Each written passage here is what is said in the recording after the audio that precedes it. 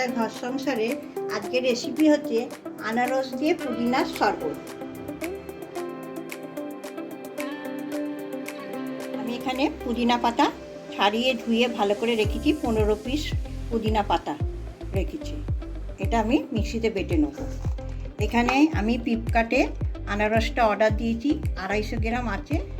এটাকে আমি ভালো করে ধুয়ে নেব। এটা দেখুন কি সুন্দর কাটা। অনেকে বাড়িতে আনারস কাটতে পারা যায় না, তাই জন্য আমরা শরবতও খেতে পারি না, এমনি কাঁচাও খেতে পারি না। অনলাইনে বিক্রি হয়, আপনারা যদি প্রয়োজন হয় আপনারা আনারস কিনে খেতে পারেন। এই দেখুন কিরম সুন্দর কাটা, কোনো চোখ টোক একবারে বাদ দিয়ে দিতে, পুরো পরিষ্কার। আমি এবার 10 পিসের মতন আনারসকে ধুয়ে নেব ভালো করে। 4 পিস, 8 পিস, 10 পিস ভালো করে লগড়ে নিয়ে ধুয়ে নিচ্ছি। আমি এবার মিক্সির জারেতে দিয়ে দেবো।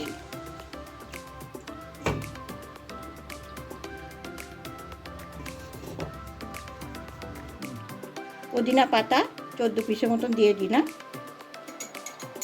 চিনি 4 চামচ দেবো, 1 চামচ, 2 চামচ, 3 চামচ, 4 চামচ।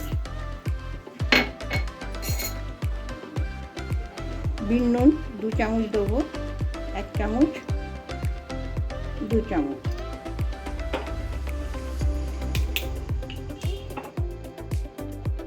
আমি 2 গ্লাসের জন্য করেছি, 1 গ্লাসের একটু কম জল দিলাম।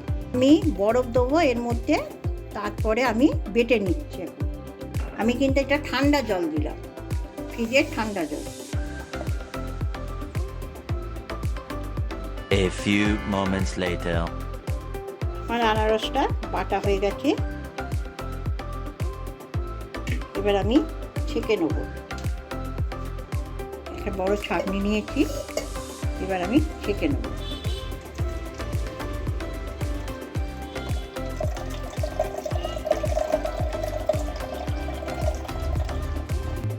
আমি এটা 2 গ্লাসের জন্য বানাবো, ওই জন্য 1 গ্লাস দেওয়া হয়ে গেছে, একটু কম, আবার 1 গ্লাস দিয়ে দিচ্ছি।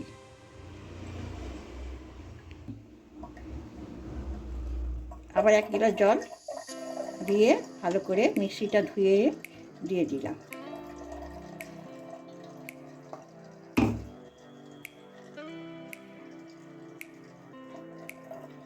একটু নাড়িয়ে দিয়ে, নাহলে চিপেগুনো হয়ে আছে তো, একটু ভালো করে নাড়িয়ে দেবো, তাহলে রসটা ভালোভাবে পড়ে যাবে।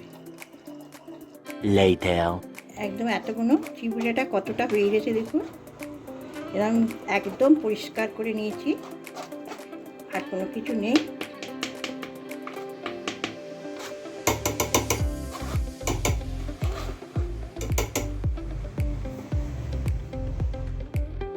আমি একটু ভালো করে গুলিয়ে নিচ্ছি। আপনাদের যদি রেসিপিটা ভালো লাগে আনারসের শরবতটা, তাহলে আমাকে লাইক, শেয়ার, সাবস্ক্রাইব করুন। রোদ্দুর থেকে এলেন, বেশ একটু আনারসের শরবত ঘরে কেউ করে দিলে ভাল লাগবে।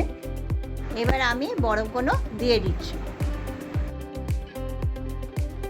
গরম এসেছে, যতটা বেরোনো কম যায় সেরকম বেরোবে।